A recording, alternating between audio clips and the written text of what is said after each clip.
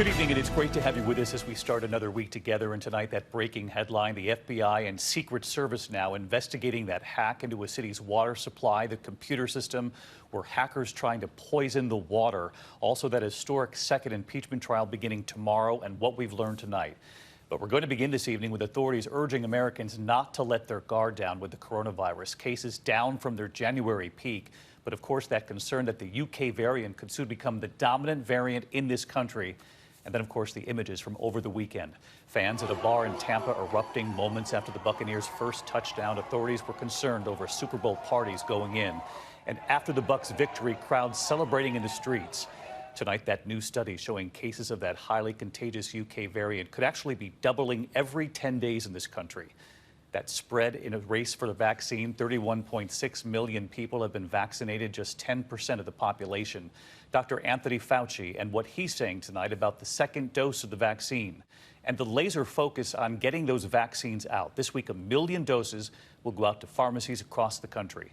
Johnson & Johnson's single-shot vaccine could become the third vaccine here in the U.S. So where does the timing stand on that tonight? We will carefully guide you through it all. And we begin here with ABC's Eva Pilgrim leading us off. Tonight, fears of a new wave of infections fueled by a weekend of Super Bowl celebrations. After scenes of parties in the streets and bars of Tampa, the CDC director today urging Americans to double down. I'm asking everyone to please keep your guard up. The continued proliferation of variants remains of great concern and is a threat that could reverse the recent positive trends we are seeing. A new study suggesting cases of the more contagious UK variant may be doubling every 10 days in this country. So far, 10% of the population has received at least one dose of the vaccine. Dr. Anthony Fauci today stressing the second dose is not only important for individuals, it's important to keep the virus from mutating. This week, Los Angeles County only giving out those second shots, but around the country, so many people have been scrambling to get a second appointment, like Jean Fitzgerald in Washington. Now I'm feeling like I'm kind of under a time crunch. You need to be able to schedule the second shot. The president today taking a virtual tour of a mass vaccination site in Arizona and keeping to his timeline to have enough vaccine doses by summer for 300 million Americans. We're optimistic that we have enough. We'll have enough of the vaccine in the pipeline to be able to provide shots for over, including double shots for over 300 million people before we get through the summer. Pfizer announcing they are now rolling out doses faster than originally planned, cutting their production time in half. With demand for vaccines only growing, all eyes are on that Johnson & Johnson vaccine the FDA could greenlight by the end of the month.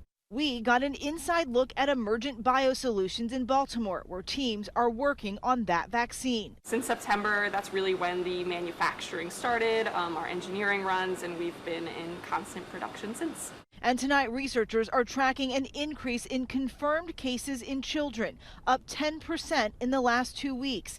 The family of Mackenzie Gongora in San Antonio is looking for answers. They say the 9-year-old was sick with COVID and recovering at home. Doctors told them kind of the standard thing that they tell parents with kids with COVID, especially with no respiratory issues, to keep an eye on her, keep her comfortable. But just 3 days after she tested positive, Mackenzie passed away.